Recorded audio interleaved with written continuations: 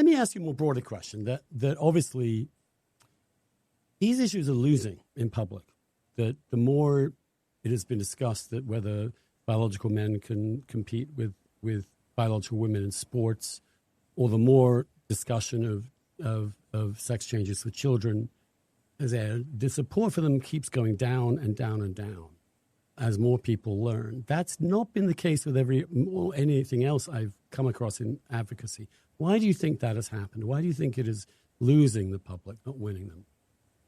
You know, I really agree with every single word in that Sarah McBride interview with Ezra Klein recently. I'm feeling you probably heard it. I'm sure some of you, at least some of your listeners have. But as Sarah said in there, we have lost the art of persuasion.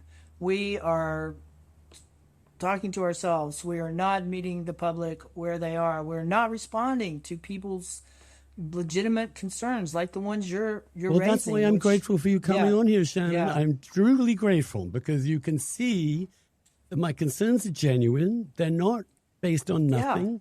Yeah. They're real questions, and I honestly have to tell you, since I wrote that piece, I have been mobbed by people. I never expected it. Thank you. Thank God we can talk about this. We've been really worried about this. Why is this? And I think there's been also, I'm not imputing you in any way, but I think there's been a way in which some of these things were decided without any real debate and without any really airing, even within the gay world and lesbian world, of what was going on. Well, we didn't know. I think, different things. Like with the healthcare, I think that was just evolving organically. I do think the standards of care as they are written, in Chapter 8 of the current SOC8 are very careful and require everything we're talking about. I would also support legislation to make sure those are being enforced and all that. Sports is a whole nother story, and I know we're kind of running out of time here, but I've been working on the sports issue for a million years, and Can I give you my little quick solution to the sports question? Sure. Obviously, trans men should be able to compete in all male events. Easy, no problem. As long as their safety is protected, that they're not going to be hit by some giant dude and knocked out, right? I don't think anybody's really proposing to exclude trans men like you from competing in men's sports, right? So that's the one side. So it's not about transphobia as such. There is a genuine concern by people with real knowledge. I won't bring Martina Navratilova in here, who couldn't be more pro-trans at the first openly trans coach in history, is wildly feminist and left-wing, whatever. But she simply cannot accept that biological men do not have a physical unfair advantage over women, and no one else does either. I mean, it is not a matter of presenting it correctly. It is insane. No one's going to agree with this ever. Well, Andrew, it's not an all or nothing thing. I mean, believe me, I have literally worked on this for decades. And before this got, whatever it is now, I don't know, become totally toxic, third rail, you can't even have a reasonable conversation about it. We were happily plodding along, coming up with perfectly reasonable policies that do address the fairness concerns. And we need to do that more. And I will say there was a point, listen, I'm going to say something you agree with, okay?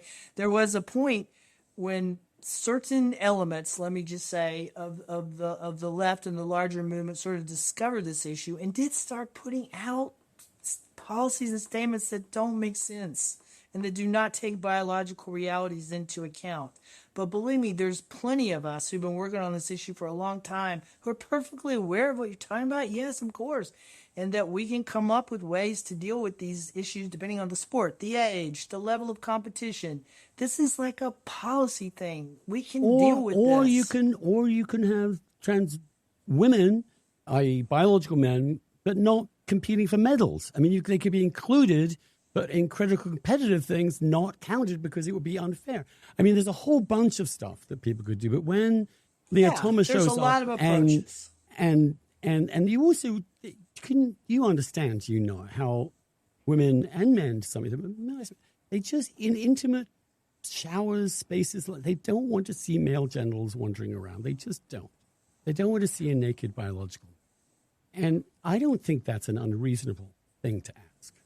All of these issues are policy issues that if we would just turn the temperature down many, many notches we could come up with solutions to. And I hope that we get back to that because we really need to, because But right you would, now it's okay. just god awful that adults are letting this run rampant and the kids are the ones bearing the brunt of it. I mean, this is not good. It is not okay for these random little trans kids to get called out by the president of the United States and trying to create a mob mentality. And like, it's not up to them. We as the adults need to come up with reasonable protective policies that make sense, that allow kids to play, that protect fairness.